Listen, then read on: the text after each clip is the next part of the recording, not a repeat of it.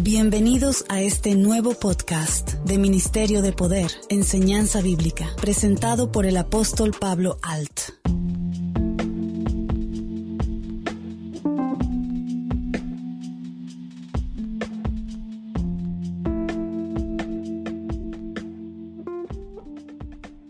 Hola, ¿qué tal? ¿Cómo están? Mi nombre es Pablo Alt, fundador de Ministerio de Poder, y hoy a petición de los correos de los hermanos que nos mandan, hablaremos de un tema que es el diezmo. ¿Existe el diezmo hoy en día? ¿Es válido? Hoy descubrirás con nosotros si es cierto o no. Empecemos.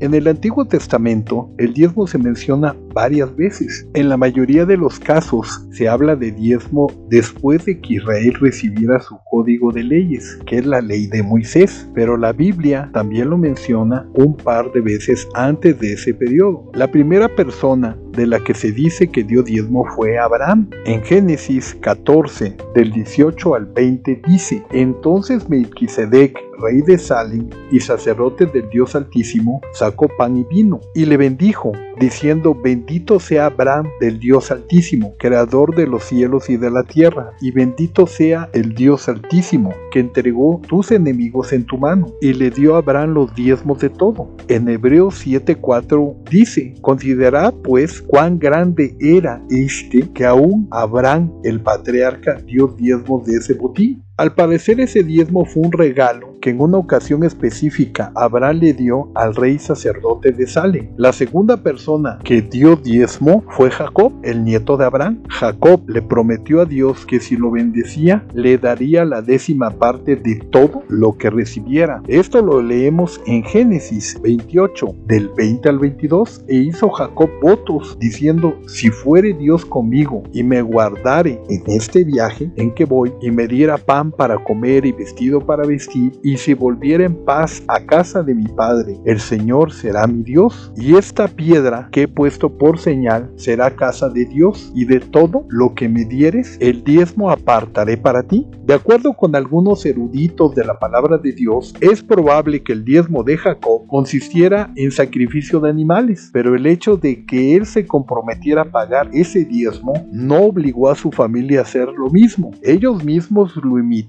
al ver que había una gran bendición para los israelitas. Dar el diezmo era una obligación que permitiría financiar su actividad religiosa, siempre de ayudar principalmente a los más necesitados. También el diezmo se usaba para mantener a los siervos de Dios que estaban totalmente dedicados a trabajos religiosos y no poseían tierras para cultivar. Ese era el caso de los levitas, entre ellos los sacerdotes. En Números 18:20 dice: Y el Señor dijo a Aarón: De la tierra de ellos no tendrás heredad, ni entre ellos tendrás parte. Yo soy tu parte y tu heredad en medio de los hijos de Israel. Entendemos que el pueblo daba el diezmo a los levitas, que no eran sacerdotes, y estos a su vez daban la 10ª parte de los diezmos a los sacerdotes. En Números 18:26 al 29 leemos: Así hablarás a los levitas y les dirás: Cuando tomes de los hijos de Israel los diezmos que os he dado de ellos por vuestra heredad, vosotros presentaréis de ellos en ofrenda mecida al Señor el diezmo de los diezmos, y se os contará vuestra ofrenda como grano de la era y como producto del lagar.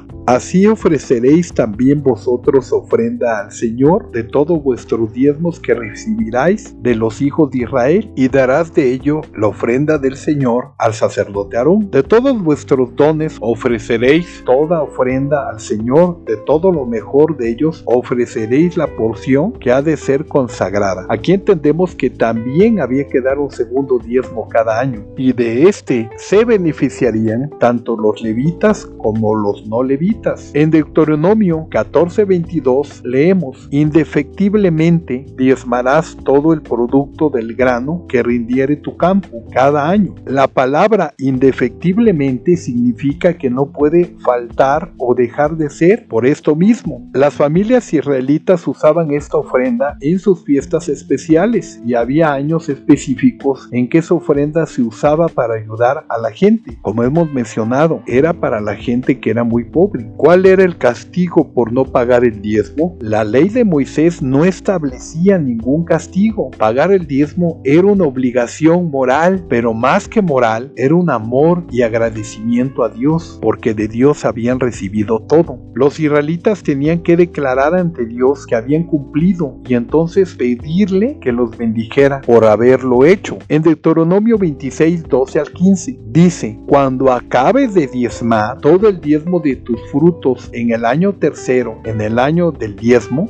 darás también al levita, al extranjero, al huérfano y a la viuda, y comerá en tus aldeas y se saciarán. Y dirás delante del Señor tu Dios: he sacado lo consagrado de mi casa, y también lo he dado al levita, al extranjero, al huérfano y a la viuda, conforme a todo lo que me has mandado. No he transgredido tus mandamientos, ni me he olvidado de ellos. No he comido de ello en mi luto, ni he gastado de ello estando yo inmundo, ni de ello he ofrecido a los muertos. He obedecido a la voz del Señor mi Dios, he hecho conforme a todo lo que me has mandado. Mira desde tu morada santa, desde el cielo, y bendice a tu pueblo Israel y a la tierra que nos has dado, como juraste a nuestros padres, tierra que fluye leche y miel. Se entiende que para Dios no pagar el diezmo era como robarle. Ellos trataban continuamente de agradarle a Dios y estar en santidad. Si leemos en Malaquías 3:8, donde dice: ¿robará el hombre a Dios? Pues vosotros me habéis robado. Y dijisteis: ¿en qué te hemos robado? En vuestros diezmos y ofrendas. ¿Es el diezmo una carga demasiado grande? No. Dios lo prometió a la nación, que si ellos le daban el diezmo, Él los bendeciría tanto que no les faltaría absolutamente nada. Esa frase es sacada de contexto hoy en estos días y se usa mucho para exigir que diezmen. En Malaquías 3:10 dice: traer todos los diezmos al alfolí y haya alimento en mi casa. Probadme ahora y en esto, dice el Señor de los ejércitos, si no os abriré las ventanas de los cielos y derramaré sobre vosotros bendición hasta que sobreabunde. Pero ¿qué significa alfolit? Alfolit es un almacén de sal donde se guardaban lo que hoy llamamos bodega de alimentos para recaudar, ayudar principalmente a los huérfanos y a las viudas. Eso era primordial. Hoy en día estos versos son muy usados para aquellos que quieren y desean vivir del evangelio. Y no solo vivir, sino enriquecerse, ya que muchos son insaciables y predican un evangelio de la abundancia. ¿Hay bendición en despojarse y diezmar? Sí, pero no como lo dicen, que entre más des más recibes. Eso no es bíblico. O que Dios te dará porque es su obligación. El falso evangelio de la abundancia está lleno de gente ambiciosa en bienes materiales, mas no espirituales. Conozco a personas hoy en día que tienen una foto de una mansión pegada en su refri o un carro Ferrari porque Dios se los dará. Viven decretando que habrá abundancia en sus vidas y que habrá bienestar y que habrá economía, pero jamás pedirán estar en santidad, pues creen merecerlo todo. Tenga mucho cuidado con esas enseñanzas diabólicas de humanismo, de falso evangelio de la prosperidad. Contaré brevemente un testimonio de Tabasco, México, que me compartió un siervo de Dios. Me dijo con gran indignación cómo un pseudopastor tomó ventaja de una congregante. Era una joven que recién había acabado una carrera. El padre estaba orgulloso porque ella era la primera en la familia en hacerlo. Le dijo: hija, venderé un terreno y te compraré un carro. Y así lo hizo el padre de la joven. Le compró su carro. A los pocos meses el padre murió. Ella iba a una congregación. El pastor de la iglesia le dijo: Dios me reveló que me des el carro, que Él te dará mucho más. La joven obedeció y le dio el título del carro y las llaves. El pastor se salió con la suya. La joven se quedó con la promesa del supuesto siervo. Si les contara todo lo que los hermanos me han compartido con mucho dolor, gente que da terrenos, casas, carros, todo por esas supuestas promesas que Dios les habla a los falsos líderes, no terminaría. Eso es abuso. Respecto a la joven, si realmente hubiera sido de Dios, le hubiera dado el mensaje Dios a ella no el pastor le hubiera pedido el carro, pero fue al revés. Por eso debemos de estudiar la palabra de Dios para que nadie nos manipule. Pero ¿qué dice en el Nuevo Testamento del diezmo? En los días de nuestro Señor Jesucristo, en gran parte de la Biblia nos enseña que cuando nuestro Señor Jesucristo estuvo en la tierra, los israelitas seguían pagando el diezmo. Él sabía que ellos tenían que pagarlo. Sin embargo, condenó a los líderes religiosos porque eran muy estrictos a la hora de exigir el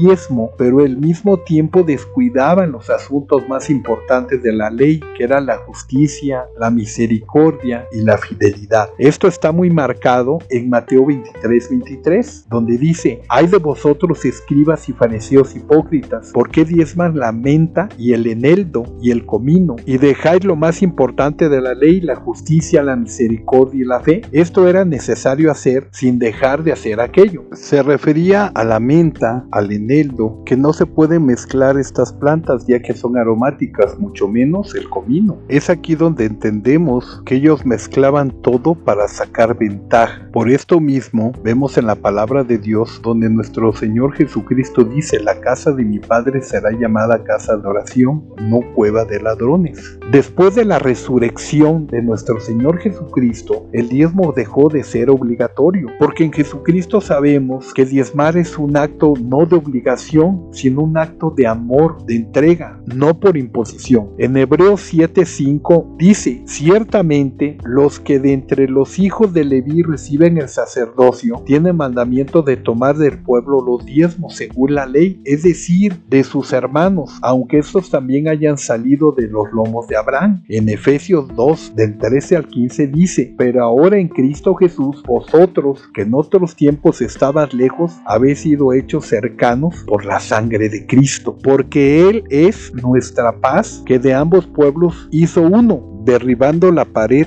intermedia de separación, aboliendo en su carne las enemistades, la ley de los mandamientos expresados en ordenanzas, para crear en sí mismo de los dos un solo y un nuevo hombre, haciendo la paz». Nuestro Señor Jesucristo observó que los sacerdotes tenían preferencias con las personas que tenían más dinero, como que compraban el perdón de sus pecados gracias a la ayuda de los sumos sacerdotes. ¿Les suena algo como en que entre más des, más recibes? En Colosenses 2 del 13 al 14 leemos: «Y a vosotros, estando muertos en pecados y en la incircuncisión de vuestra carne, os dio vida juntamente con él, perdonando todos los pecados, anulando el acta de los decretos que había contra nosotros, que nos era contraria, quitándolas de en medio y clavándola en la cruz». Amén. La iglesia primitiva, al sufrir persecución, no tenía dinero para comer y a muchos los mataban, tenían que huir, dejar casas, animales, todo atrás para irse a nuevas tierras para sobrevivir. Como todos sabemos, nunca pudieron acabar con la iglesia cristiana. ¿Y saben por qué? Porque Dios los guió y ellos mismos entendieron el amor de Dios y el ser familia. En el día de Pentecostés, los judíos y gente de otros lugares fueron testigos de cómo el Espíritu de Dios tomó el control, como nuestro Señor Jesucristo lo había anunciado, y fueron llenos del Espíritu Santo. Al ver esto, muchos hicieron discípulos. En aquella ocasión permanecieron en Jerusalén por algún tiempo para aprender más de la fe verdadera. Cuando era necesario, los nuevos hermanos en Cristo apoyaban con gusto a llevar la carga, que suponía quedarse ahí tanto tiempo que entre ellos mismos, por amor, se ayudaban unos a otros. En Hechos 2:41-44 dice: «Así que los que recibieron su palabra fueron bautizados y se añadieron aquel día como 3,000 personas y perseveraban en la doctrina de los apóstoles, en la comunión de unos con otros, en el compartimiento del pan y en oraciones. Y sobrevino temor a toda persona, y muchas maravillas, señales eran hechas por los apóstoles. Todos los que habían creído estaban juntos y tenían en común todas todas las cosas. En Hechos 4, del 32 al 35 leemos: y la multitud de los que habían creído era de un corazón y un alma. Ninguno decía ser suyo propio nada de lo que poseía, sino que tenían todas las cosas en común, y con gran poder los apóstoles daban testimonio de la resurrección de nuestro Señor Jesucristo, y abundante gracia era sobre todos ellos. Así que no había entre ellos ningún necesitado, porque todo lo que poseían, heredades, casas, las vendían y traían el precio de lo vendido y lo ponían a los pies de los apóstoles, y se repartía a cada uno según su necesidad. Herodes se empeñó en perseguir a la congregación. La muerte y el hambre asoló a Judea. En lo que respecta a los seguidores de nuestro Señor Jesucristo,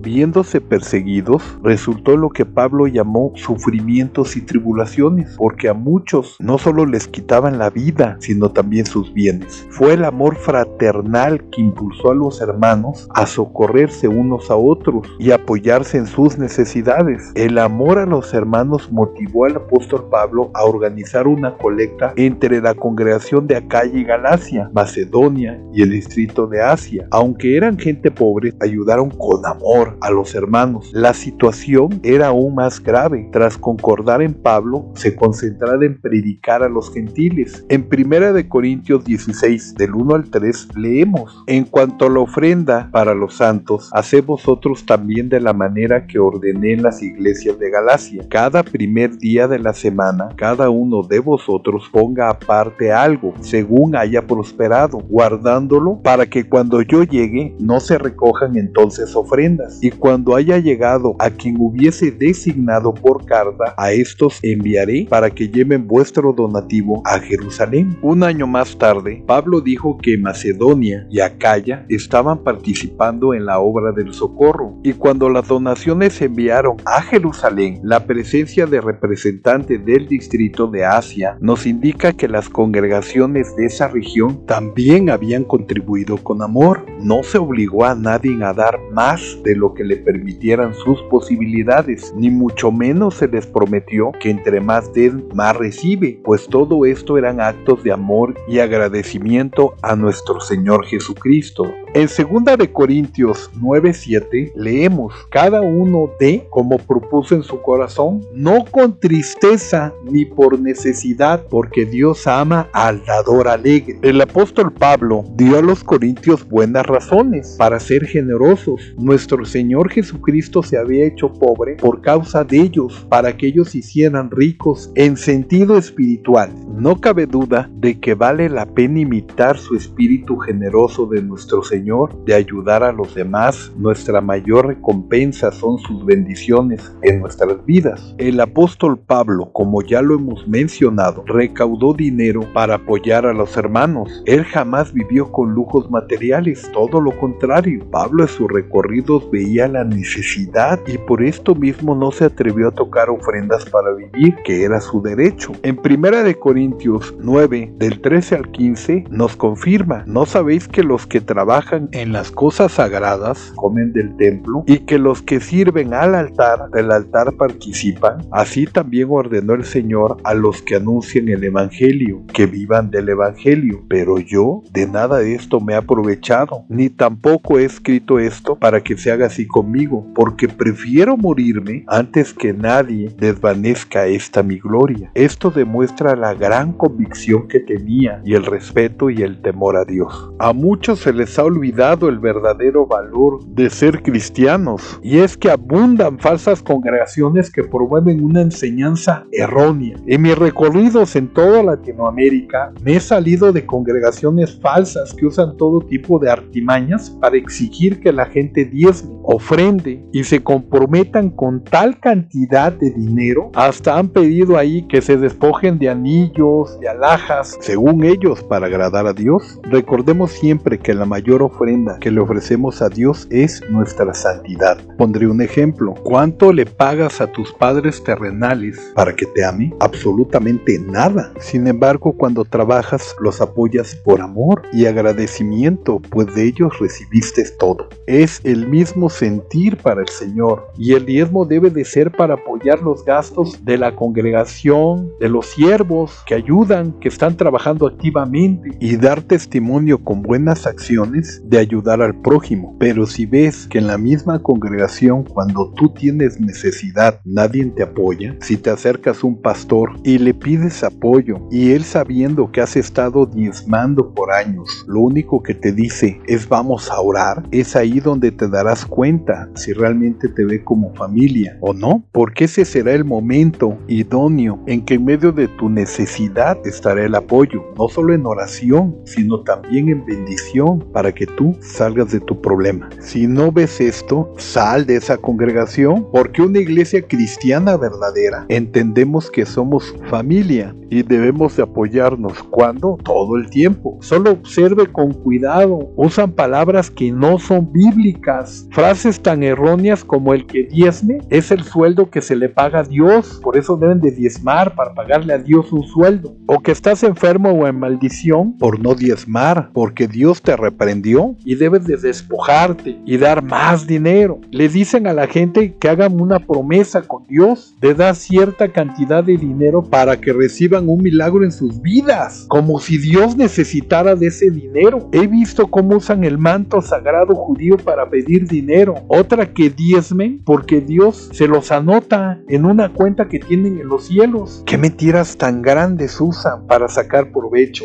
Si en la misma palabra de Dios dice que la nueva Jerusalén está llena de oro, ¿como para qué abrir un banco? Y una de las frases más usadas es da hasta que te duela, frase favorita para muchos. La frase de da hasta que te duela se pierda la bendición del dador alegre, porque dará por conveniencia, por interés de recibir más, no por amor. Chantajean a la gente una y otra vez en que obtendrán riquezas materiales. Quieren obtener del mismo pueblo iglesias grandes, lujosas, como si eso fuera la garantía de una salvación. Pero hermanos, cuando nacimos desnudos, y si Dios quisiera, hubiéramos nacido con oro integrado. Cuando morimos, no nos llevamos nada. Conozco pocas congregaciones, muy pocas, que realmente le sirven a Dios, donde son transparentes. Si bien el diezmar debe ser para pagar los gastos de la congregación, la renta, la luz, el sueldo de un pastor, también sería bueno ayudar a la gente que no es cristiana y dejar testimonio en esta tierra. A Dios gracias que todavía existen siervos de Dios, aunque son pocas las congregaciones que realmente sirven por amor. Les quiero compartir de un hermano pastor. Tiene un refugio de niños. Él, en un pizarrón en la congregación, daba cuenta de los diezmos que habían entrado y les explicaba. Pongo como ejemplo una cantidad. Hermanos, entraron este mes de diezmos $300 y de aquí tomé mi sueldo como pastor, porque saben que estoy de tiempo completo en la obra, y pagamos la luz, la renta de este lugar, ya que nuestra hermana aquí presente se ayuda de esta renta para vivir, y compramos algunas cosas para tener más recursos, ya que hicimos pies, mi esposa y las hermanas, para vender, y de ahí tener dinero para comprarle zapatos y ropa a los niños que lo necesiten. Y nos sobraron $100. Quien necesite ayuda, por favor que levante la mano. Una hermana alzó la mano y dijo: yo necesito para mis medicinas. Mi esposo se quedó sin trabajo, pero está buscando. Está bien, hermana, respondió el pastor. Aquí le daremos la ayuda. Solo le pido que ese dinero lo pague poco a poco cuando pueda, para ayudar a otros hermanos. Otro hermano alzó la mano y el pastor le dijo: sí, hermano, díganos. Él se levantó de su asiento y con gran pena dijo: hermano, la verdad no tengo para completar mi renta. El pastor le dijo: no se preocupe,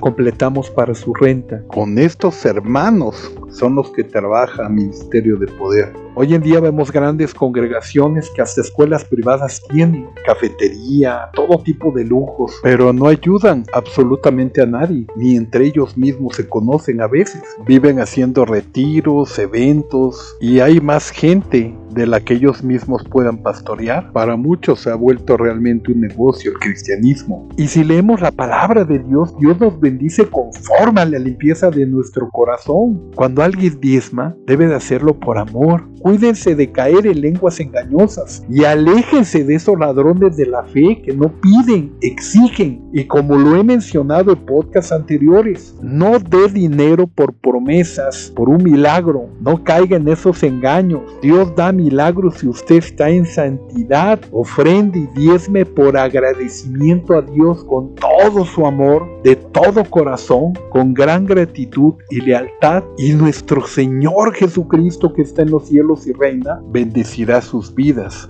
Por hoy, queridos hermanos, hemos terminado con este tema. Mi nombre es Pablo Alt y los invito a nuestra siguiente enseñanza bíblica.